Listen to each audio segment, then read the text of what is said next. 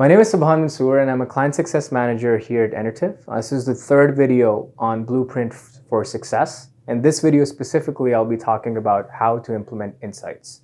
What we mean by insight is essentially any recommendation that our software makes after it analyzes the data streams that are coming from your asset on a minutely basis from each piece of equipment.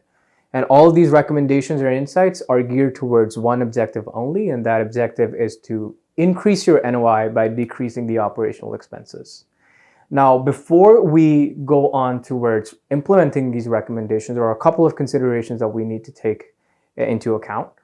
In a perfect world, all the recommendations that come from the software would have been immediately actionable, immediately intuitive to your operating staff, and a guy like me and my team wouldn't even have a job.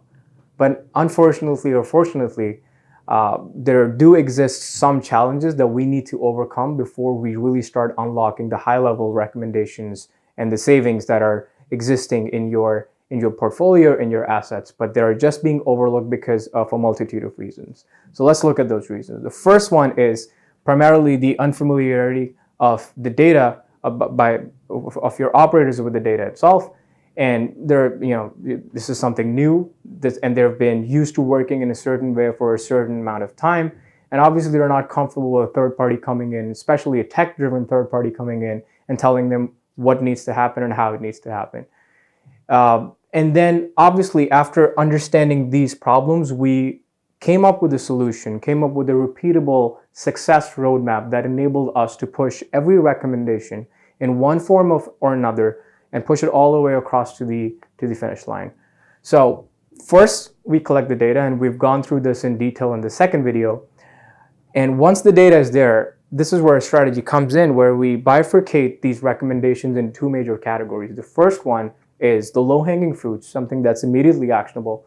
And then the second one is a little bit more nuanced, where you really need to understand and get more information from the site before you can essentially unlock those savings that are out there. A quick example might bring all of this concept together. So if the first one, low-hanging fruits, and AC is online, is operating in the middle of the winter, go turn it off. That's a no-brainer. Operator will immediately understand it. The software sends out this as an alert or as a recommendation, and it immediately gets taken care of. But the second, more nuanced example would be, if we catch a VFD pump, condenser water pump running 24/7 on a flat load, 25 kW, but it's actually servicing 4 or 5 water source ACs, but the condenser water pump is not ramping up or down, but the ACs in fact are during the middle of the day and during the middle of the night, and they're actually on a schedule.